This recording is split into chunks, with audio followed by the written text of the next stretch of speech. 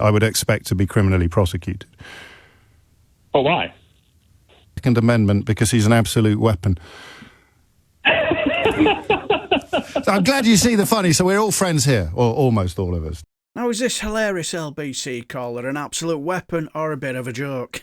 Yes, this is Michael from Virginia, and he was asked, why is the Trump administration attacking freedom of speech in his own country, while at the same time attacking other countries for their so-called lack of freedom of speech?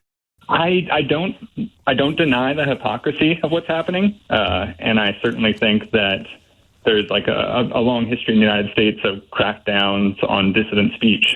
But I don't necessarily think, in spite of the hypocrisy, that J.D. Vance is incorrect in his criticism of European the right to expression. Okay, go on.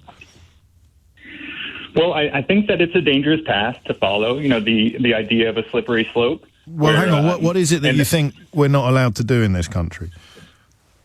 The criminalizing of speech online after the riots that took place, I believe it was last year. Which is the example that troubles you most? The notion that not the notion. You can be criminally prosecuted. Not the notion, the example. Because you can be, if I call now for someone to go around to your house in Virginia and set fire to it, I would expect to be criminally prosecuted. Oh, why? Because I'm inciting violence against you. And if someone went around and did set fire to your house, how could I not be held responsible? Well, in the United States, there's a notion of the idea of true threats. So we have the in the middle of violent riots, incitement becomes a true threat. If you did it now in a position of complete peace, then there would probably be an argument for not bothering with the prosecution because nobody's taking it seriously. But if you have a rampaging mob on the streets of your town and somebody is saying, why don't you go to that hotel next? It's full of asylum seekers. You should set fire to it. That is not criminalising free speech. That is correctly criminalising incitement. We had a lot of it, oddly, and you might not know this, during the 2012 riots in this country as well, in London, but they were undertaken largely by young people of colour, so the claims that their free speech was being in any way curtailed didn't reach the United States. So what's the example you're most troubled by? I do think that it's just the nature, the idea of this. I'm going to need an example because I've explained to you one element of your mistake in thinking that free speech was being criminalised when it was incitement to very real and unfolding violence. So what's the example that you're most troubled by? Well, I do, but I do think that the incitement is still a violation of, or your case of incitement is still a violation of speech.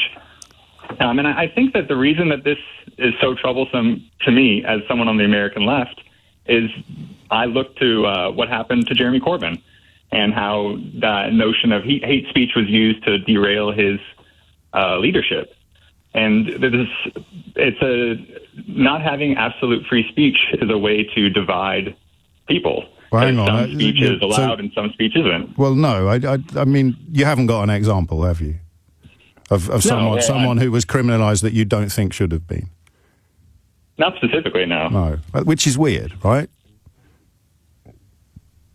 Because I've provided countless examples of people in your country who are being arrested and threatened with deportation for simply holding peaceful opinions.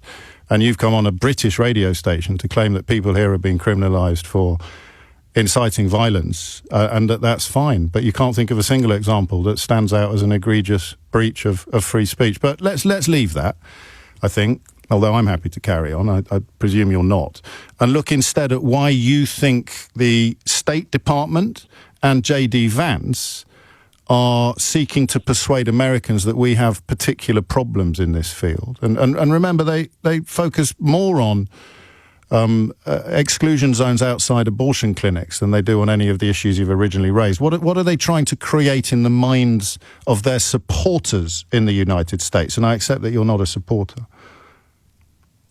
I assume it's a cynical appeal to their base, which is largely conservative and anti-abortion. A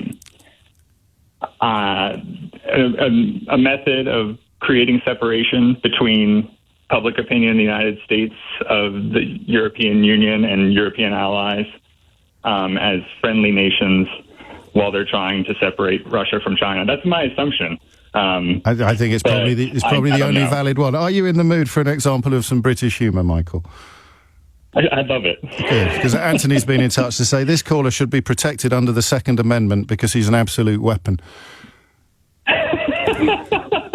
So I'm glad you see the funny. So we're all friends here, or almost all of us. 12:43, but it is extraordinary how that message has reached. It's like the no-go zones. Just before you go, and this is I asked in a mood of peace. Do you believe stories about there being no-go zones in this country that white people can't go into? No, I've lived in large cities in the United States, and I think that there are neighborhoods where no, specifically no-go zones. No-go zones in the United Kingdom, because that story comes from the same place that your stories about people being locked up for exercising freedom of speech, as opposed to inciting and encouraging hideous violence. I'm glad that you didn't fall for that bit of the project. Well, at least he took it in good jest, didn't he?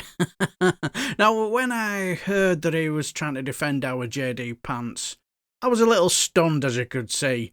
But then after a while, I just thought about it, and then it just kind of reminded me, remember that clown Alex Jones from InfoWars, and when he got the boot from whatever social media, and people on the left were saying that this is wrong and it's a slippery slope, and it could be our channel next, that could be censored and stuff like that. To be honest, my thought was, for what he did to the Sandook parents was, fuck him, he deserves everything he gets. And if you're going to make their lives an absolute misery because of you spreading misinformation, Alex Jones, then, yep, off you pop for me. And it was the same with those morons on social media, causing utter chaos in Southport riots as well. No sympathy for them, deserve everything I get. But I do find the Jeremy Corbyn example a little bit of an odd one for me, in the context of the conversation, because I'm not really sure what it really had to do with freedom of speech. I don't know, but what do you guys think? Was a caller an absolute weapon, or a bit of a joke? Or, in the end, we might actually agree with him. It's no problem, Let me know down below what you think, and if you enjoy everything, House of Commons, Select Committee meetings, and, anything political, please like and subscribe, and I shall just bid you farewell and take care, my friends.